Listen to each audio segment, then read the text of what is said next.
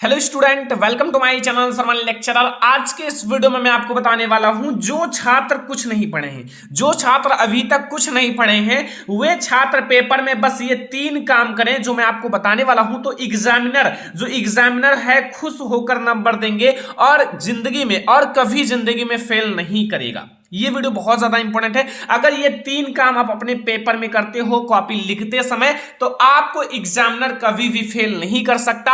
आपको ये video last तक जरूर देखना है, वीडियो को लाइक कर देना है, अगर आप चैनल पर नए हो तो सब्सक्राइब कर लेना है, ठीक है। ये आपके लिए बहुत ज्यादा इंपॉर्टेंट है। ऐसा 3 कौन से काम है जो आपको करने चाहिए, तो आओ हम लोग एक एक को समझते हैं। तो नंबर फर्स्ट आप लोग समझो क्या करना है, ये बहुत ज्यादा इंपॉर्टेंट है कि बोर्ड की कॉपी में प्रश्नों को सीरियल से करना। जैसे आपको जब बोर्ड एग्जाम की जो आपका पेपर दिया जाएगा और कॉपी दिया जाएगा, तो आपको प्रश्न जो है ना बोर्ड एग्जाम का क्वेश्चन, उसको सीरियल से करना है। जैसे आपका खंड का है तो इसमें आपके जितने भी प्रश्न दिए हुए हैं उन सारे को पहले कर लेना। सीरियल से आप क्वेश्चन को करना है कि आपको पूरा नंबर मिले। देखो, जब आप सीरियल से करोगे तो एग्जामिनर को लगेगा हाँ बच्चे ने मेहनत किया है और सारे क्वेश्चन सीरियल से किया है, तो एग्जामिनर को भी अच्छा लगेगा और आपको जो क्वेश्चन है सीरियल से करना है, ठीक है, बोर्ड एग्जाम में। तो सबसे पहले आपको बोर्ड एग्जाम के प्रश्नों को सीरियल से करना है। पहले आपको पहला प्रश्न करना है, फिर आपको दूसरा, फिर तीसरा, फिर चौथा, ऐसे आपको सारे प्रश्नों को सीरियल से करना है और प्रश्नोत्तर संख्या डालकर लिखना, ठीक है। जैसे आपका जो क्वेश्चन होता है वहां आप लोगों का ऐसे पेपर में आपको कॉपी दिया जाएगा बोर्ड एग्जाम में, तो आप लोग यहां सबसे पहले अच्छे से प्रश्नोत्तर संख्या डालना और इसको आपको ब्लैक कलर से अंडरलाइन कर देना है। यह सबसे सही तरीका है लिखने का, आपको ब्लैक कलर से अंडरलाइन कर देना है और आपको प्रश्नोत्तर संख्या ऐसे डालना है। कोई भी प्रश्नोत्तर संख्या हो, चाहे 3 हो, चाहे 4 हो, चाहे 5 हो, आपको ऐसा लिखना है और अंडरलाइन आपको ब्लैक कलर से जरूर करना है कि आपका ज्यादा अट्रैक्टिव लगे, ठीक है। अब आपको फिर क्या करना है, और जो प्रश्न नहीं आता उसका उत्तर इस ट्रिक से लिखना, एग्जामिनर पूरा नंबर देगा। और आपको जो प्रश्न नहीं आता है, ठीक है, आपको जो प्रश्न नहीं आता है उसको आपको क्या करना है। जैसे आपका बोर्ड एग्जाम में आ गया जीवन परिचय, ठीक है, जीवन परिचय आ गया। जैसे आपका जीवन परिचय आ गया तो सबसे पहले आप प्रश्नोत्तर संख्या अच्छे से डालना। प्रश्नोत्तर संख्या जब आप अच्छे से डालोगे तो एग्जामिनर को पता चलेगा हाँ बहुत अच्छे से लिखा है। फिर आप लोग इसको अंडरलाइन कर देना, ठीक है, अच्छे से ब्लैक कलर से अंडरलाइन कर लेना। और यहां फिर जिसका भी जीवन परिचय लिखना है, जैसे आपका 2 नंबर 3 नंबर जहां भी दिया हो वो लिख देना आगे। फिर आप हेडिंग डालना, जैसे मैंने डाला है जयशंकर प्रसाद, ओके। फिर आप यहां जीवन परिचय हेडिंग डालना और यहां आप अंडरलाइन कर लेना। अब जो भी आप उनके बारे में जानते हो उसे लिख देना। आपका मेन क्या होता है, मेन होता है सन, जो जीवन परिचय में आपका जो सन है 1889 ईस्वी, और आपका मृत्यु, ये दोनों आपको बिल्कुल पता होना चाहिए, ठीक है। तो अब आपको ऐसे लिखना है, जितना भी जीवन परिचय आपको जयशंकर प्रसाद जी के बारे में पता है वो सारी चीजें आप लिख दो, ओके। लास्ट में आप उनकी रचनाएं जरूर लिखो। जब आप रचनाएं लिख दोगे, ये मेन पॉइंट होता है, रचनाएं आप लिख दोगे तो एग्जामिनर को पता चलेगा कि जीवन परिचय और रचनाएं दोनों है, तो आपको फुल मार्क देगा, ओके। तो ये सबसे ज्यादा इंपॉर्टेंट है। तो पहले नंबर टिप्स में मैंने क्या बताया कि आपको बोर्ड एग्जाम जो है ना कॉपी में आपको प्रश्नों को सीरियल से करना है। पहले आपको पहला, फिर दूसरा, फिर तीसरा, फिर चौथा, ऐसे में एग्जामिनर को कॉपी चेक करने में बहुत इजी रहेगा। और प्रश्नोत्तर संख्या जरूर डालना, जैसा मैंने आपको बताया है कॉपी में।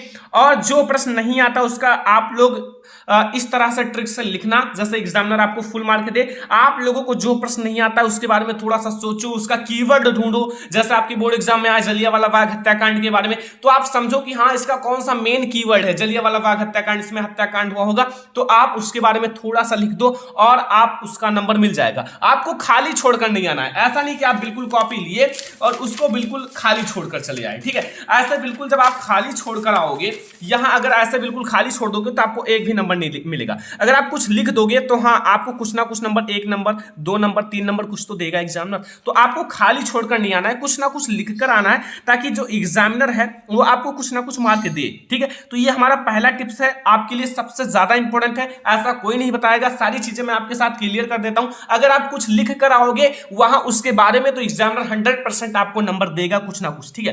तो ये आपके लिए सबसे ज्यादा इंपॉर्टेंट है।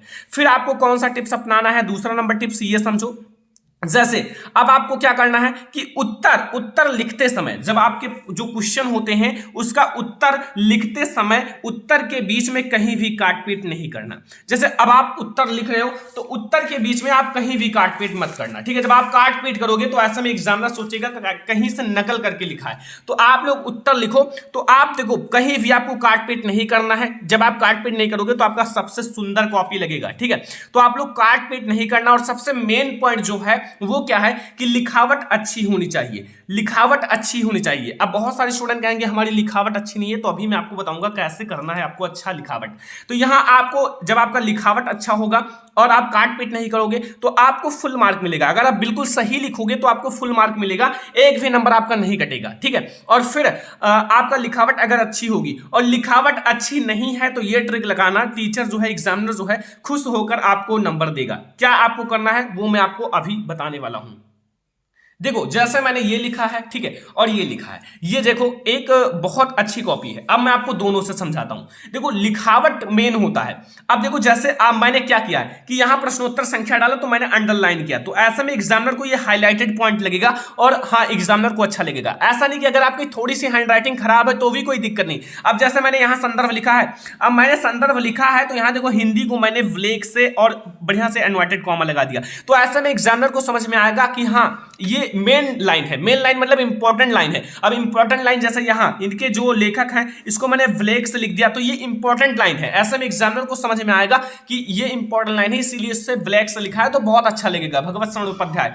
फिर मैंने पाठ का नाम भी ब्लैक से लिखा अजंता, तो ये भी देखो मेन लाइन है, जैसे अजंता इसके पाठ का नाम है और इसके लेखक का नाम। ये सारी चीजें बहुत ज्यादा इंपॉर्टेंट चीज है इस चैप्टर का संदर्भ में, तो इसको मैंने ब्लैक से लिखा है और काफी अट्रैक्टिव लग रहा है। तो आप अगर आपका हैंडराइटिंग सही नहीं है तो आप जो मेन पॉइंट है इंपॉर्टेंट लाइन है उसे ब्लैक से लिखो। एंड सेकंड नंबर, आप जैसे बीच बीच में ना ज्यादा जगह छोड़ो, जैसे मैंने लिखा है ये देखो, ना ज्यादा बीच में जगह छोड़ो और ना आप ज्यादा सटीक लिखो, ना ज्यादा आप उसे सटा कर लिखो। बहुत सारे स्टूडेंट एकदम नजदीक लिखते हैं, ऐसे एकदम बगल बगल, ऐसा नहीं। आपको ना ज्यादा यहां जगह छोड़ना है, ना ज्यादा सटीक लगाकर लिखना है, आपको अच्छे से लिखना है अकॉर्डिंग टू आप अपने हिसाब से लिख सकते हो। जैसे मैंने लिखा है देखो, अब आपको ये अगर हैंडराइटिंग अच्छी लगती है तो अच्छी बात है, ठीक है। जैसे मैं आपको दूसरे से बताता हूं, ये देखो जीवन परिचय से। अब देखो मैंने ना तो ज्यादा जगह छोड़ा है, बीच बीच में देखो थोड़ा थोड़ा मैंने छोड़ा है, ठीक है। और यहां देखो मैंने जीवन परिचय डाला हेडिंग तो मैंने ब्लैक से अंडरलाइन कर दिया। फिर मैंने जयशंकर प्रसाद जी का जीवन परिचय लिखा तो मैंने देखो ये एक लाइन छोड़ दिया, तब ये एक लाइन मैंने छोड़ दिया तो एग्जामिनर को अच्छा लगेगा क्योंकि ये अच्छा है।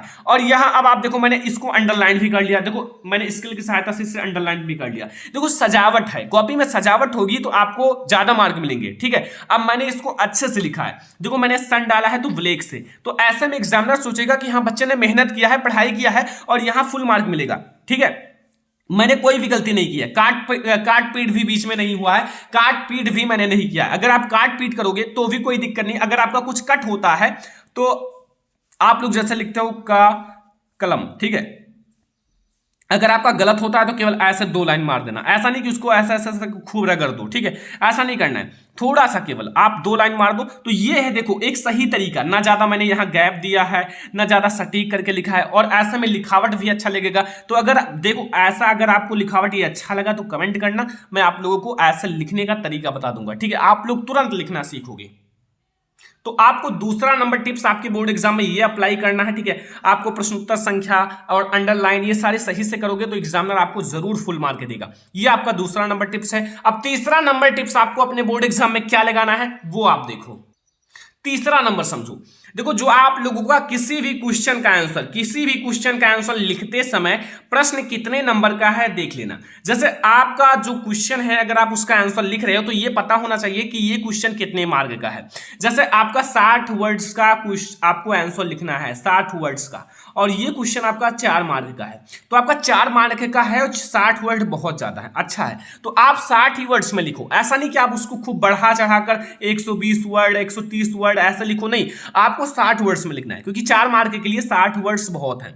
तो ऐसे आपको क्या करना है, सबसे पहले आपको ये देखना है कि आखिर जैसे ये क्वेश्चन है ये 1 मार्क का है तो भाई इसके लिए हमें अच्छे से 1 मार्क के लायक ही लिखना है, ठीक है।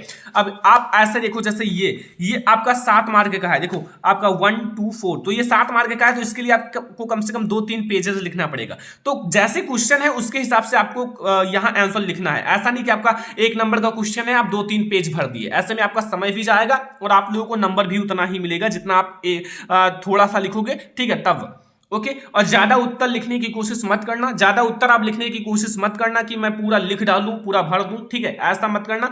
और जितना नंबर उतना आंसर लिखना, जितना नंबर का क्वेश्चन है उतना ही आंसर लिखना, ठीक है। तो ये 3 टिप्स अगर आप बोर्ड एग्जाम में अप्लाई करते हो तो मैं आपको बता दूं, अगर आपने कुछ नहीं पढ़ा है, आप सीरियल वाइज से क्वेश्चन सॉल्व करते हो, अच्छे हैंड राइटिंग से लिखते हो, सारी चीजें अंडरलाइन भी अच्छे से करते हो, ठीक है, और आप एक भी क्वेश्चन छोड़कर नहीं आते हो, कुछ ना कुछ लिख कर आते हो। अगर आप खाली छोड़ोगे तो 100% 0 मार्क मिलेगा, अगर आप कुछ लिख कर आते हो तो कुछ ना कुछ मार्क जरूर मिलेगा। तो आप लोग कभी भी फेल नहीं हो सकते जिंदगी में। ये वीडियो आपके लिए सबसे ज्यादा इंपॉर्टेंट था, मैंने आपको समझा दिया सारी चीजें। अगर आप ये 3 टिप्स अपने बोर्ड एग्जाम में अप्लाई करोगे तो बहुत ज्यादा इंपॉर्टेंट टिप्स हैं। वीडियो पसंद आया हो लाइक कर देना, शेयर कर देना अपने फ्रेंड्स के साथ, चैनल पर नए हो तो सब्सक्राइब जरूर कर लेना। फिर हम लोग मिलेंगे नेक्स्ट इंपॉर्टेंट वीडियो के साथ, तब तक के लिए धन्यवाद।